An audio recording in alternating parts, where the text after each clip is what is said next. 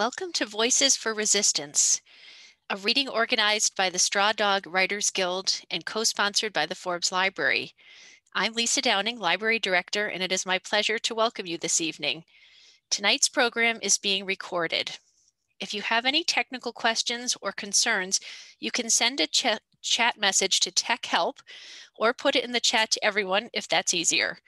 I will now give our land acknowledgement. Forbes Library stands on Nonotuck land. We also acknowledge our neighboring Indigenous nations, the Nipmuc and the Wampanoag to the east, the Mohegan and Pequot to the south, the Mohegan to the west, and the Abenaki to the north. We pay our respects to Indigenous elders past and present of these communities and any others who may be here with us today. This is and always will be Indigenous land. We're grateful to the scholarship of historian Lisa Brooks, as well as Bixie Usler and Ian Miller, upon whose research this acknowledgement draws. I'm so excited about tonight's reading. What an amazing lineup of authors and a powerful and timely theme. Before I turn the floor over, I want to give special thanks to the Social Justice Writing Committee of Straw Dog Writers Guild for their work on making tonight happen, and all of our friends over at Straw Dog. You make our literary landscape richer, and we are so grateful to be able to partner with you. I would also like to announce that the library's Governing Board of Trustees has an open seat. Any registered Northampton voter is eligible to take out papers and run for it. The library trustees have made a commitment to equity, diversity, and inclusion, and it is a really exciting time to get involved. I encourage anyone here tonight with an interest in the library to consider running for this important position. For more information, reach out to me by email at director@forbeslibrary.org or message me, Lisa Downing, in the chat. Thank you so much. Hi, my name is Sally Bellerose. I'm a volunteer for Straw Dogs Writers Guild. Thank you all for joining us tonight. And thank you to Forbes Library and our 6 readers. I'm just going to say a few words about Straw Dogs Writers Guild. Our mission is to support the writing community in Western Massachusetts by strengthening, engaging, and connecting writers of all levels of development.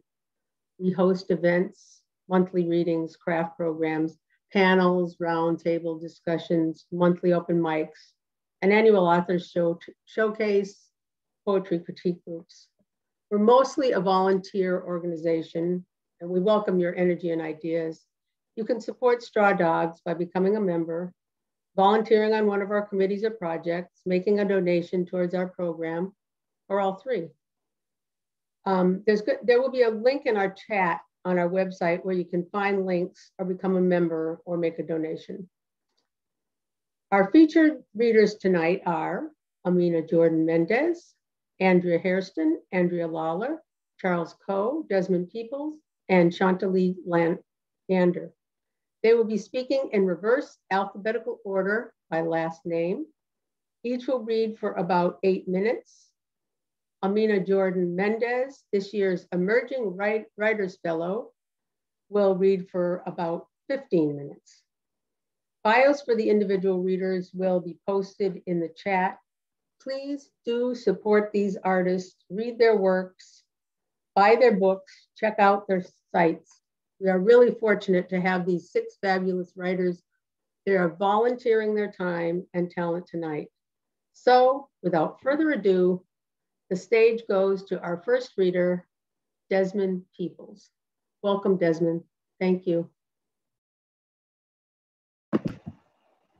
Hello. And thank you so much to Straw Dog and Forbes Library for having me. Very happy to be here with all these wonderful writers. I'm going to read from the start of a short story of mine that was published last fall, set in the near future here in Vermont. It's called GMO. Juno's talent for rage naps had always been impressive. Like her mother, she disciplined those who crossed her by showing the ultimate control, opting out. This nap was particularly bitter. Bored of playing Monopoly yet again, Juno had asked her mother politely if she could run upstairs to grab life. By then, Delilah had made it clear more than several times, as if the air raid sirens and the bullhorn drive-bys weren't enough, that there would be no going upstairs until the city said. So she had repeated the fact, maybe a bit snappishly. Juno had replied by punching 2 holes into a stack of Monopoly money, stringing an old shoelace through them, and wearing the thing as a night mask. And Delilah wasn't about to blame her. They'd been officially hunkered down in the basement since the first air raid. A week? Almost 2? Maybe she'd asked Juno to measure her leg hairs. From her spot by the washing machine, Delilah glanced between her sleeping daughter and the pages of Architectural Digest. Aware that her overhead light might fail again that night, she had to use this alone time to her advantage. I heard all that, you know, but she never really had alone time. The voice, tinny and hollow, pursued Delilah from a rusted pipe in the wall beside her head. If she wants a game, said the voice, try fuck, marry, kill. Ever played that? Delilah pursed her lips, but elsewhere her muscles relaxed. Secretly, she was relieved to hear her neighbor again. She leaned toward the pipe. Not till she gets braces, said Delilah. Nice try, though. Now, just try it. I'll start you off. The mailman, the chief of police, or the mayor? They're probably already dead. Suit yourself. Well, are you still reading last month's Architectural Digest? I'm in the middle of After the White House, a tour of the new presidential mansions. Check page 26 when you get a chance. The president of California has a nice lamp, the one in some ballroom next to a stuffy baby grand. I bet it'd look perfect next to your washing machine. Delilah's house was connected to her neighbors thanks to some crummy old pipes running between their basements. Together, they were the neighborhood's only Black households, but Delilah's neighbor didn't admit to caring about that the way Delilah did. In the 10 years since moving in, Delilah had never once seen her neighbor outside the house. She knew her as a silhouette behind kitchen curtains and the occasional blare of game shows, the news, HBO through an open window. But they talked through the basement pipes regularly. Delilah's neighbor lived alone. Her husband was in a cigar box on her mantle, and her children never called. More often than not, Delilah could count on hearing her whenever she was in the basement. She liked to send ghostly moans crackling through the pipes until Delilah replied with an, I hope you're feeling well today, or a sudden boo. When Delilah had time, her neighbor liked to cluck over headlines and celebrity gossip, but her favorite subject was Delilah's life. She loved chewing on Delilah's stories and spitting out unruly advice, and Delilah loved hearing it, whether or not it was wise. Sometimes, when Juno was with her white family for the week, Delilah would spend hours in the basement, smoking cigarettes and chattering with her neighbor late into the night. Delilah considered herself lucky, at least when it came to home. The whitest state in the Union, and she had landed right next to another Black woman, one she could talk to, no less. And when she left New York years ago, her mother had warned of despair and stir craziness, told Delilah any Black folks she'd meet in Vermont would be lawn jockeys. She wasn't wrong by much, but she was wrong. And so were all the smiling white folks here who loved saying as much to Delilah's face, laughing it off like crows, as if some were no better than none, as if nobody felt as warm as somebody, anybody. Another interruption came between Delilah and her magazine. It wheedled vaguely at her from across the room. A voice, the radio, streaming from Delilah's phone in the dirt by Juno's head. Juno was still stretched out on her blankets, Monopoly money over her eyes. From UVM's bioengineering program, talking with us about today's emergency GMO bill and the potential benefits, as well as some concerning risks it brings. Remember when the scariest GMOs were just carrots and peas, Jane? I do, Tom, and I still won't touch the stuff. And how about people then, Jane? You never know who's a GMO these days unless they, well, snap. Of course you can't avoid them, Tom, and you shouldn't. Millions of GMOs lead perfectly happy, productive, stable lives. It's true we're not as exposed to them in Vermont as folks in New York or Texas, but we can't let the horror stories turn us into bad neighbors. Well said, Jane. You know, a close friend of mine is actually a GMO, and you'd never know it if he didn't tell you. Folks who are nervous about this coming wave should remember there are already GMO Vermonters all across the state, and they're contributing to our communities just like anyone else. In fact, we'd love to hear what GMO Vermonters have to say about this emergency bill, or just about the GMO experience here. If you have something to share with Vermont National Radio, give us a call at 1-800-639-2211. Thank you very much. Thank you, Desmond. Our second reader is Andrea Lawlor. Welcome, Andrea.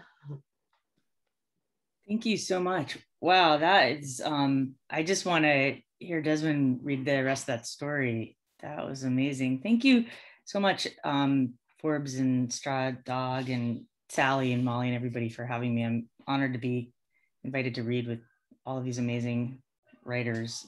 Really all freaked out. I am gonna read from a chapbook of prose poems called Position Papers, and then maybe one or two new ones. And actually following up on Desmond's theme of near future, these prose poems are set in a sort of a seceded near future queer anarchist utopian Western Mass. So maybe Vermont's part of that. I don't know. So I will just jump right in. Position paper number 1, cars. In my country, we will have modular cars. Each car module will hold one person or a storage unit, and we will snap our modules together or apart. In our modular cars, we will not be lonely driving back from dinner or the reading to the same location after coming to dinner or the reading from different locations. We will have the option of going home together, debriefing on the way, so when we get home, we can go right to bed. And we will save fuel this way, though the fuel will not be precious, will be made of plastic waste. Our modular cars will run on composted Apple IIes, predictor kits, rainbow barrettes, Palm Pilots, and parts of station wagons, which we will train special bacteria to first eat, then shit out in the form of a paste. Fairly compensated workers with collective bargaining rights will collect this paste, and other fairly compensated workers with collective bargaining rights will turn this paste into fuel, and still other fairly compensated workers with collective bargaining rights will deliver, sell, and insert the fuel. Or maybe the workers will come to decisions through a consensus model and will not own so much as share the means of production. In my country, 1/7 the size of the current United States and not so federated, we will systematically use up all the broken plastic objects people's step aunts and fathers have been hoarding in their garages. We will thank our hoarding relatives and comrades in our minds as we watch the stars from our downy bed, all talked out. This is the next one. I'm sort of reading them out of order, but this one is position paper number 4, taxes. In the new country, children will read with fascination about the money economies when they borrow books from our neighborhood or central libraries, which will be open all night, every night, and all day, every day. We immigrants will try not to worry about the children's games of cash register, which they will play in the common buildings when there's rain, scattering handmade tokens in front of the fireplace. We will try not to call them baby capitalists, even in jest. We will be so kind to the babies and we will let them pick out their own clothes from the clothing depots. We will not impose our fashion agendas once they are old enough to point. When they're very young, we will dress them in tiny animal costumes, which we will create by sewing ears and tails on earless or tailless garments. The babies will later look at drawings or photographs of themselves and remember in flashes their kittenhoods, lapping milk and sleeping among their litter mates in our arms. And this next one is position paper number 10, police. In our new country, we will each take 3 full year turns responding to trouble situations, once in youth, once in prime, and once in old age. In youth and old age, we will decide and plan, and in our prime, we will take instructions nicely. remembering perhaps the disastrous and brilliant innovations of our youth, and also piling up ideas for later, should our country's future be at all similar to our present. We will cycle in together, young and middle young and old, and for the first month of our turn, our group will watch and help the exiting group. We will learn from these leavers the current map, which rivers prefer to flood, which animals need migration escorts, whose home relationships need witnessing or interruption, which faults will likely soon rumble, which border towns tend to run out of hostel beds and extra food and welcome packets, which embankments the sea most often batters, the most intricate or obscurely renovated apartment building layouts, the rough location of any ongoing imbalances. Before and during our terms, we will study rocks, water, earth, animals, urban planning, computational modeling, shame, panic, mental illness, how to talk kindly to many other people, the brutal histories of the old countries. In our groups, we may choose to take and refine certain roles: brawn, empath, fast thinker, pessimist, prevention teacher, chef, or we may all share all. We will spend our year in the town or neighborhood where we know the most people and where we are the most known, living together in a central whereabouts. Each responder's house will have an elaborate kitchen garden and town-stocked larder, a departure pole, all manner of hoses, hatchets, patching supplies, sandbags, lifeboats, and specialty vehicles, a warren of soundproof therapy and massage and quietness rooms, and at least one dog and 2 cats, plus an animal-free wing for the badly allergic. When chaos reveals itself, as it does and forever will, we will meditate for a short or long while before we move on.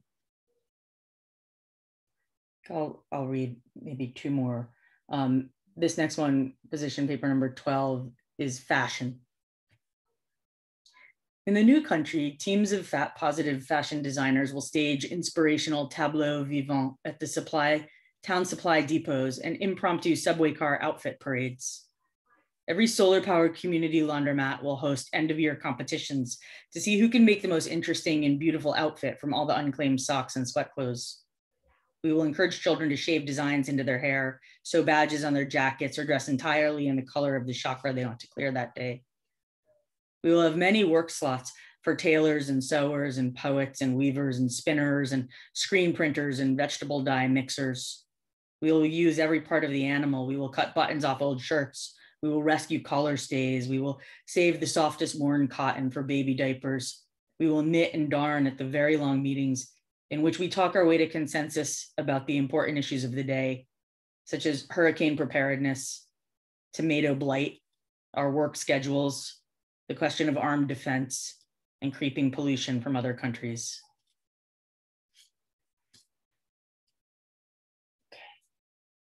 I think I'll just read one more, and it's not in the chapbook. It's actually the last one I wrote, and I wrote it.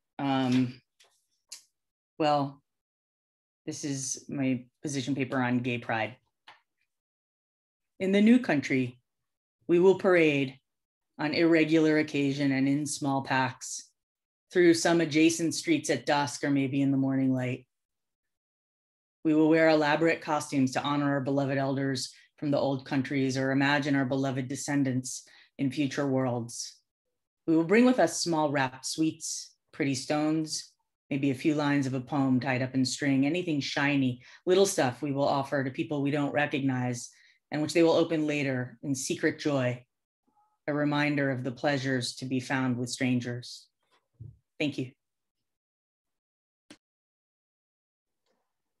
Thank you, Andrea. Our third reader is Andrea Hairston. Welcome, Andrea. Hi, and thank you all. Thank you, Sally, for asking all of us and me and Straw Dogs, and I'm a member of Straw Dogs, so I encourage you all to join.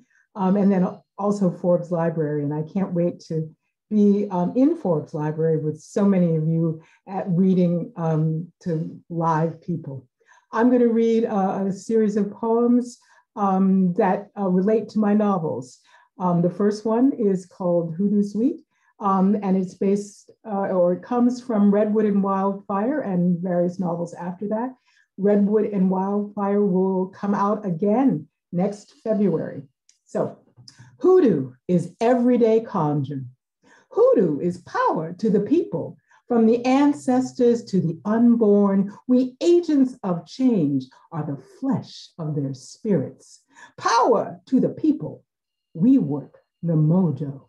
Hoodoo is improvisation, mojo to call down the spirits, to activate insight, to conjure change. Mojo is a prayer in a bag, the power of the spirits riding close to the body. Because nobody can burn what you're holding in your heart. Nobody can turn the truth riding on your breath to ash and smoke, pain and regret. How much you want to bet? Nobody can set the spirit on fire except with love.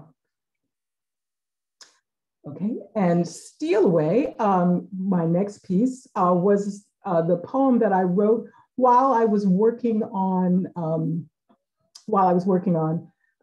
my latest novel, Master of Poisons, which you can read or you can get at Broadside Books. For some reason, the live transcript is interfering with my page, so I want to hide that, okay?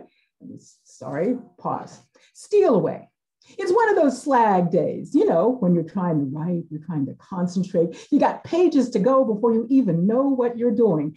And someone wonders out loud, given the state of the world, shouldn't you be doing something important, something that matters instead of just writing? Not in addition to writing, as if the world is not always in a state, as if emotion is optional. A slag day. I am way over the limit from a lifetime, a long lifetime of folks trying to erase who I mean to be. I explode. Have you noticed how hard it is to hang with your own thoughts? Trapped in the echo chamber of somebody else's stories and lies, and the blaring repetition becomes truth. Inspiration goes walkabout. It is impossible to concentrate, to do the slow meditation that brings on the patient burn of creativity, that flash of insight, a new map for tomorrow beyond Google Earth. In the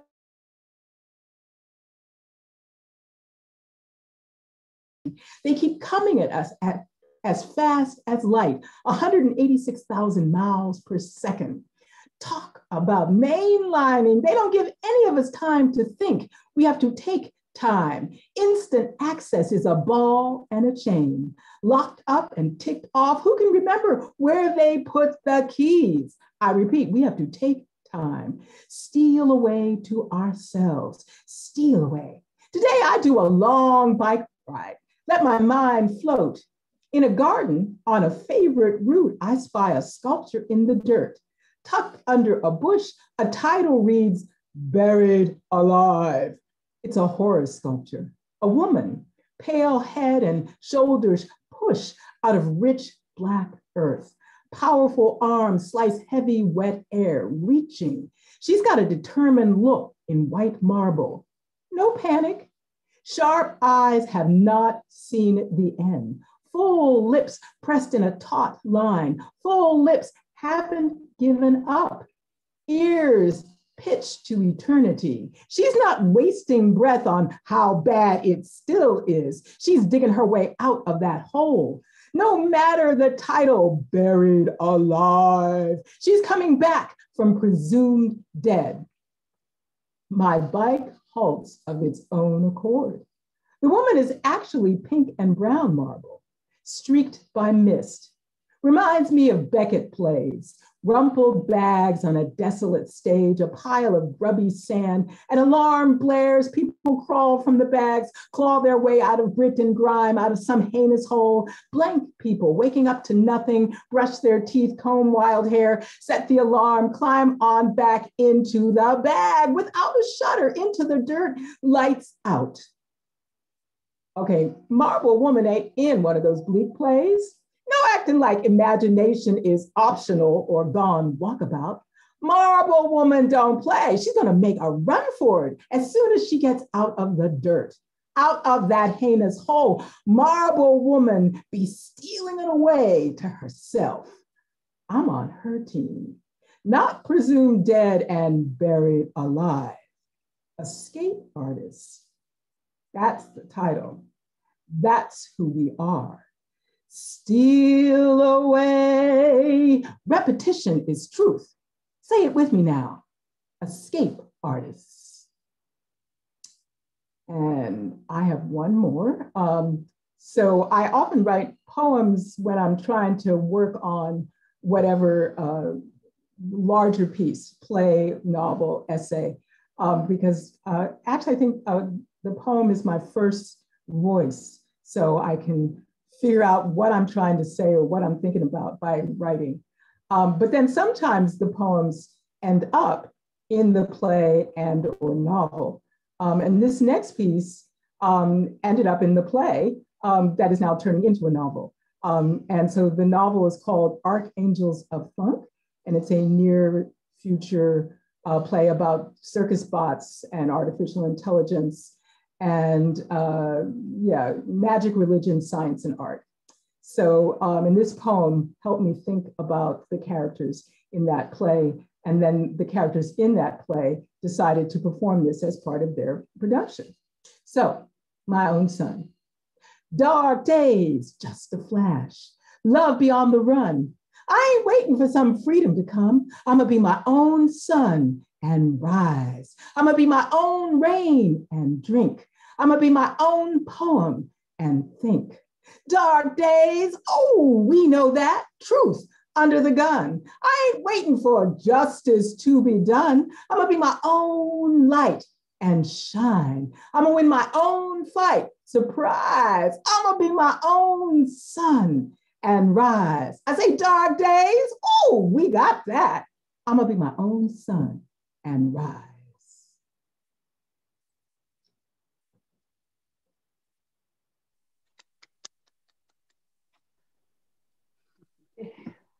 Thank you, Andrea.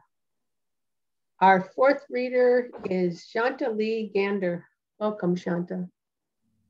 Thank you. It's hard to follow all three of you, so I'm going to try. And thank you, Straw Dogs and Forbes Library. Ghetto claustrophobia. Whether place, people, state of mind, you be locked in until you don't want to be. Noun, people, ghetto claustrophobics, also ghetto claustrophobes, ghetto claustrophobians. 1, any group of people, they evade capture, they evade description.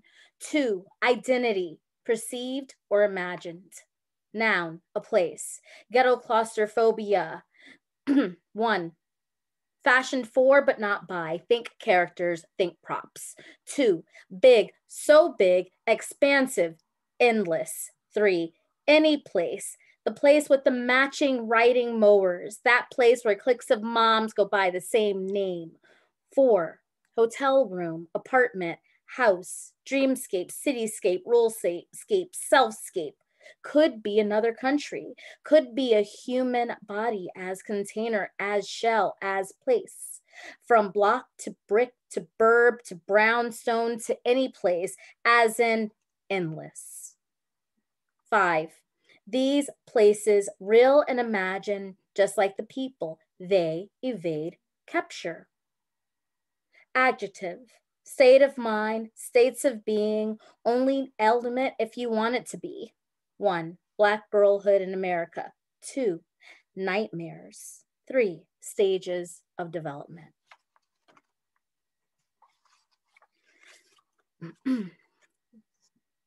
That which can't be measured. Ingredients.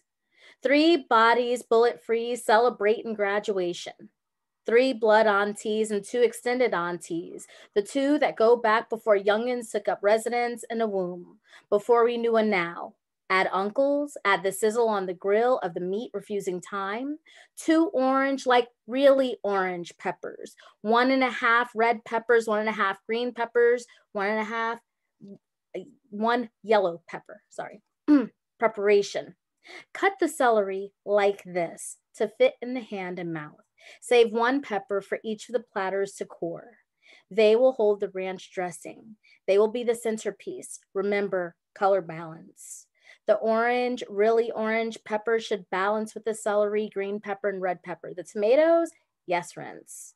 Place them between the green, the orange, but not next to the red. The baby carrots, they fit as is, no chopping needed. When we do the fruit salad, be careful.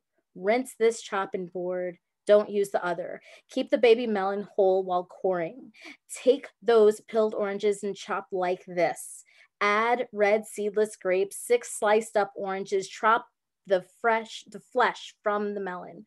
Chewable, bite-sized. Let the juices melt.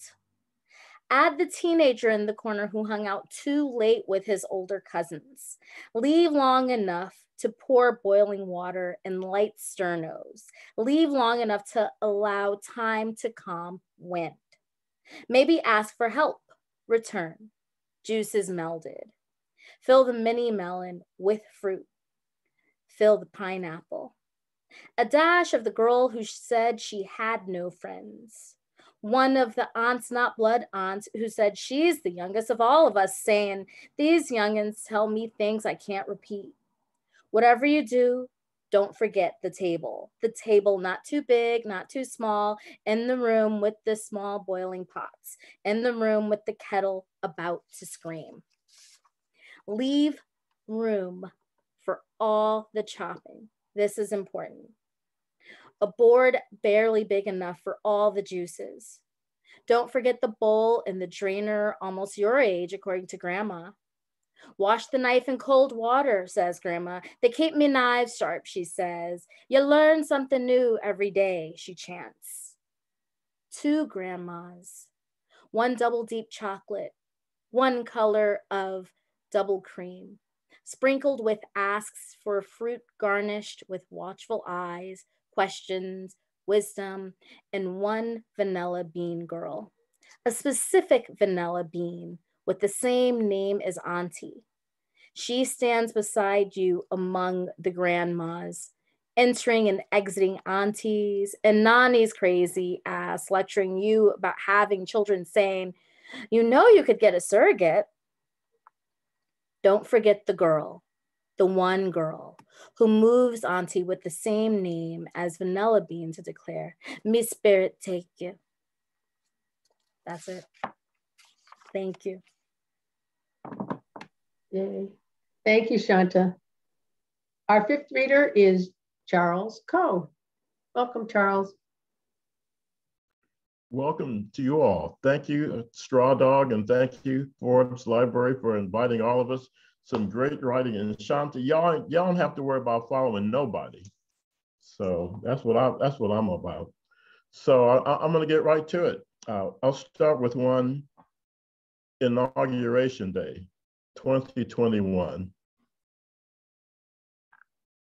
Like the world's worst party guest, you finally stumble out the door, kicking a table over in a final gesture of contempt, sending shrimp cocktail and grandma's beloved punch bowl crashing, eggnog and crustaceans and shards of 100-year-old crystal spread across the living room floor. There is no accounting for the carnage in your wake. Some of what you have taken will never be returned. Some of what you have broken will never be fixed. Yet we are here still, exhausted but resolved to rebuild and reclaim, gathering ourselves and rolling up our sleeves as the light of a new day shines through our broken windows.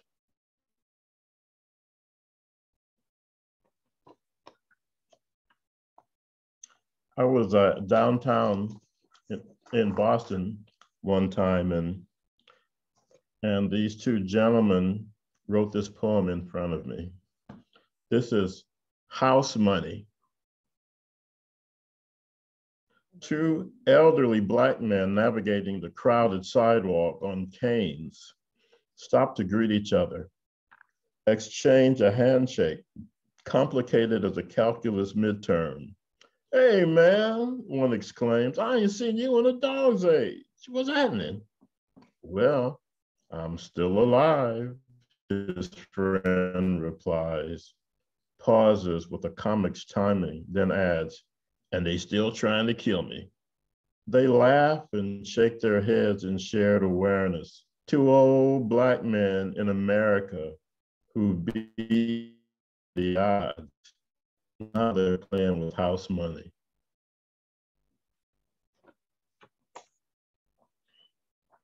I'll do this one. This is Independence Day. You could not have expected silence after dawn's orange flame unsealed my frozen lips. You could not have expected stillness, knees touching in a chaste kiss, hands lying in my lap like little brown mice. The day rang out too clear and blue, with a million voices carrying the call. So we are rising now as one, this moment surging through our veins, and we will dance the gray from your bedraggled streets. You could not have expected all the budding blossoms in the fields to remain asleep beneath this fierce yellow sun.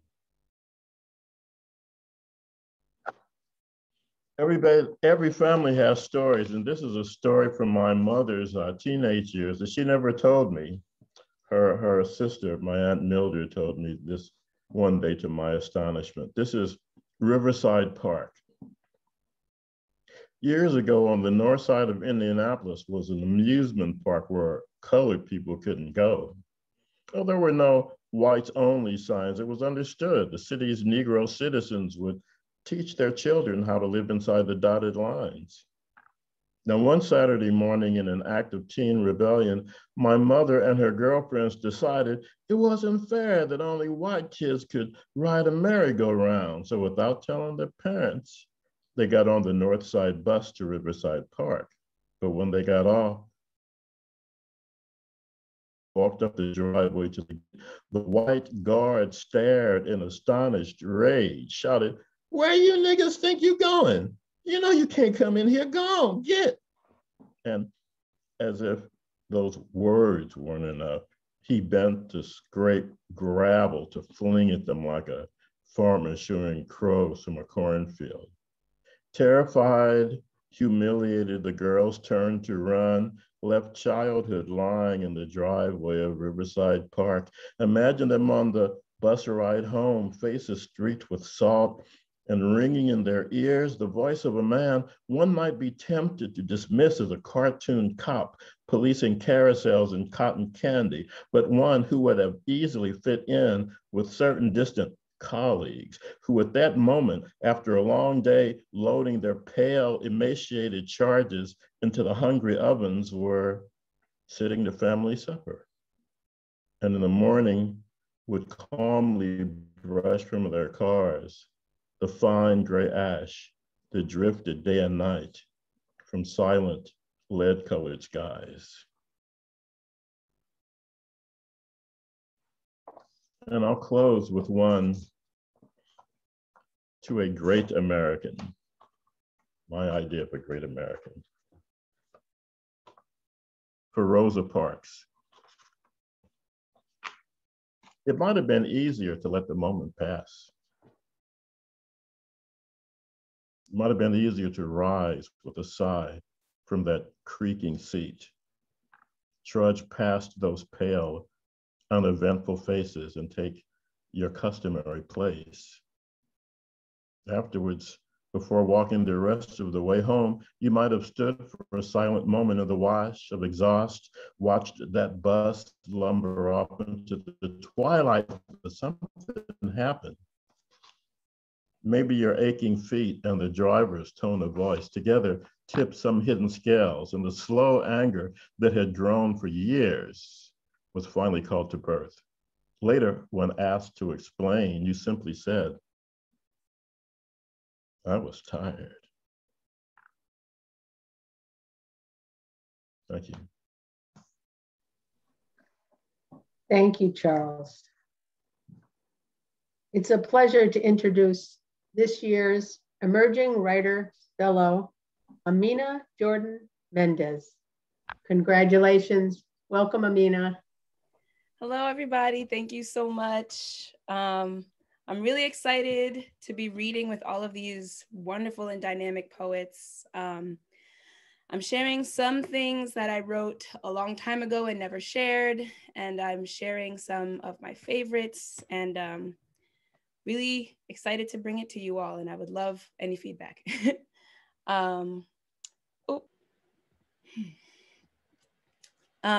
This piece I started writing in the summer of 2020, and I actually just finished writing it this spring. It's called Our Streets. I have a little bit of allergy in my throat, so I hope I'm coming through clear. So, Our Streets. F6 people, white knuckle grip Black lives, matter signs, protesting, marching up gentrified streets as they go, stomping down war-torn avenues, the bones of our blocks. Like feet on spines, like knees on necks, like bullets in sleep, what little bit we call rest. Hoods revitalized by national debt and international investors, they see the beauty in our homes, these bones scrape us out like marrow. Plaster vinyl flooring over tear stain of our mourning and strife, neutral gray over sunrise shine of our lives, gleaming resilience leave no trace. Paint over our pain with Black lives matter in bold yellow, stark white, but never do Black feet walk these streets, call them home again. Black lives matter until Brooklyn's diverse flavor need make room, until downtown to look like Midtown and uptown's views get perused by white men in suits.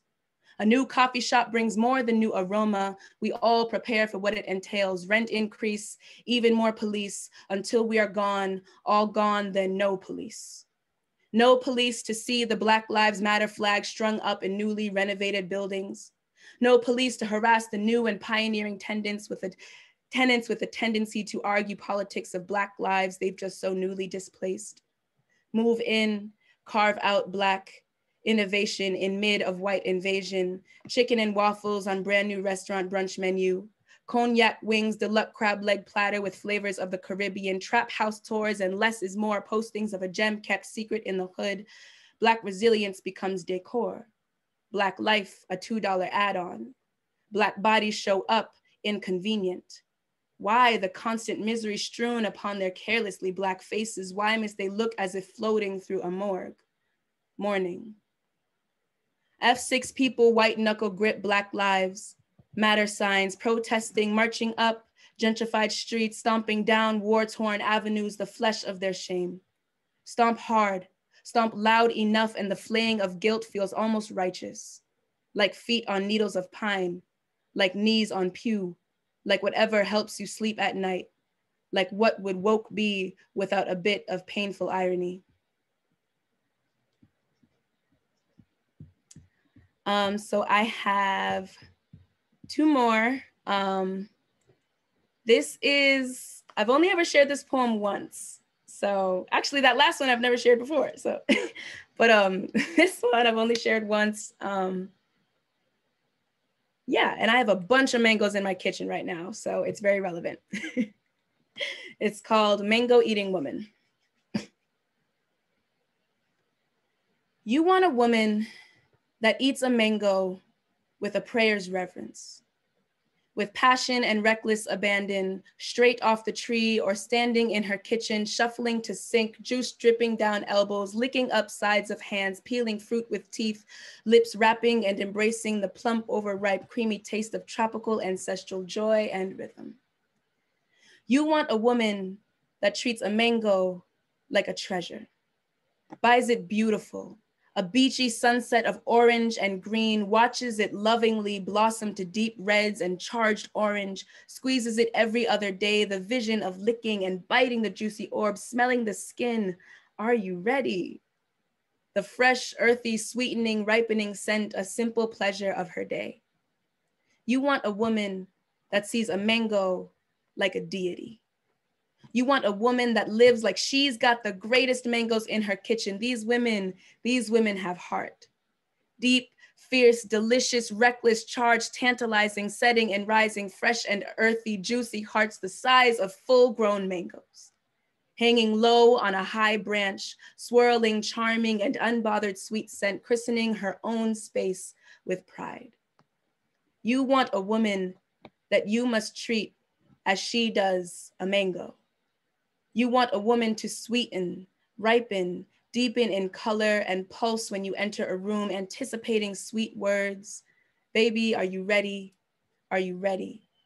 That you squeeze every other day, that you bless with absence too, that you see in setting sun horizons and wish her the best and ask for nothing until she is ready, until she is ready. You want a woman that eats a mango the way she deserves to be treated. And you treat that woman the way she desires, the way she desires. Or you may find rotten bounty and flies in your kitchen. And this is my last one that I wrote a little while ago, but for some reason I'm only just now learning to love it. The moon is a Black girl. Admired when she is full, desired even when she a sliver of silver, reflection sought after, soft edges that spill between fingers and eyelashes, yet finds her dark side wholly unloved. A book of rhymes untouched, a beautiful mind unrequited. Celebrate me now before you see my unless. Only under your gaze I exist, sometimes wholly visible, indivisible to you who see my every phase see-through. Invisible, when my darkness falls and fails to thrill you. The moon is a Black girl. No one looks an eclipse straight in the eye. The moon is a Black girl moshing at a concert, crying in the rain, accursed thorns stroke, hold delicate petals, fall away you have never seen. The moon is a Black girl's song stuck in her head. Over and over she goes, notes hanging in sky, falling nowhere as if deaf ears would have her anyway. But light travels, and so her image. The moon is a Black girl wrapping arms around herself as the world watches on the edge of their seat. What will she do next? Thank you. Okay. Thank you and congratulations, Amina. Thank you all. Amazing, amazing readings. The chat just went on and on. I think, I don't know. Great readings. I'm just blown away. Thank you all.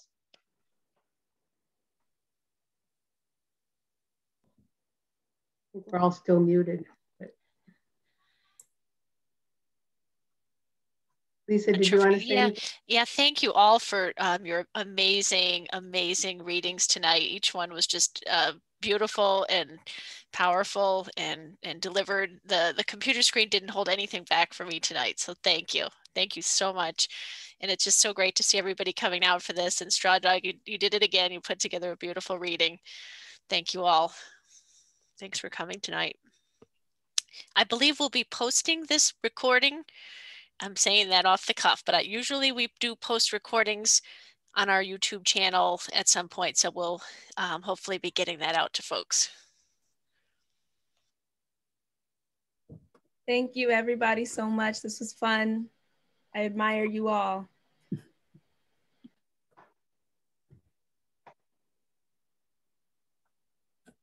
Amina, you are fabulous. Absolutely fabulous. That was breathtaking. We're going to be hearing from you. We're going to be hearing from you. Yes. Yes. Yes. Yeah, I look forward to more. I want more soon. Thank you.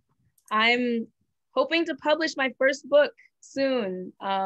With this fellowship has definitely, they gave me a publishing mentor and opportunities like this. So I'm really looking forward to all of the projects that I have coming up. And looking forward to connecting with you all. This is amazing. And we both have the same screen. So I take that as like, you know, some kind of magic, you know? I mean, you know, I have a light too, because I'm a theater person, so I have the light on the screen. But yes, so I'm looking forward to meeting everyone, even if you don't have a screen. Yeah, it was an honor reading with all of you. Like, just so juicy. Thank you. And like a pun, Amina, on your mango poem. Yeah. Thank you. Yeah. Thank you. And Amina, when I was listening to your mango poem, I put in the chat that just a few days ago, I had my first dinner guest. And for dessert, I made a mango coconut pudding. Ooh. And nobody was upset. How could they be? Oh. That was amazing. And there